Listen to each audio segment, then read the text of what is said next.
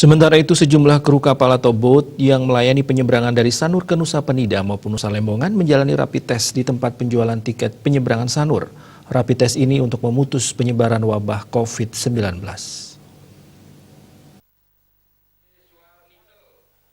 Pelaksanaan harian gugus tugas COVID-19 Kota Denpasar, Madetoye, didampingi Kepala Dinas Perhubungan Kota Denpasar, Ketut Setiawan mengatakan, kegiatan rapid test yang dilakukan kepada kru kapal atau boat yang melayani penyeberangan dari Sanur ke Nusa Penida maupun Nusa Lembongan sebagai langkah untuk memutus penyebaran wabah virus COVID-19 di Kota Denpasar.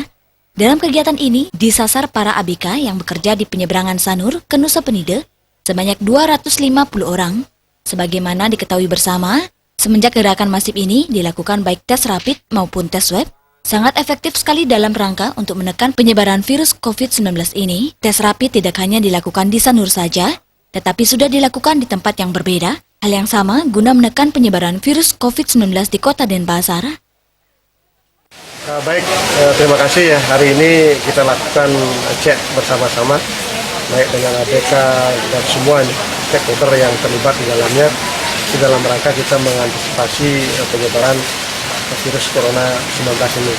Dan sebagaimana kita ketahui bersama, hari-hari ini kan semua semenjak pergerakan kita masif ini melakukan uji tes, baik tes rapid, kemudian swab, ini rupanya sangat efektif sekali dalam rangka untuk menekan penyebaran virus COVID-19 ini. Nah, langkah-langkah ini tidak hanya dilakukan hari ini, di tempat-tempat lain pun ya kita lakukan sama dalam rangka untuk penyebaran virus COVID-19. Jadi yang kedua, kami berterima kasih kepada pengelola di sini yang sudah antisipasinya cukup tinggi ya dalam rangka untuk penyebaran virus 19 ini. Mudah-mudahan dengan langkah-langkah ini kita bisa antisipasi sehingga penyebaran virus COVID-19 khususnya di Kota Denpasar bisa kita tekan, dan kalau bila perlu nanti bisa menghilanglah COVID-19 ini di Kota Denpasar. Itu harapan kami.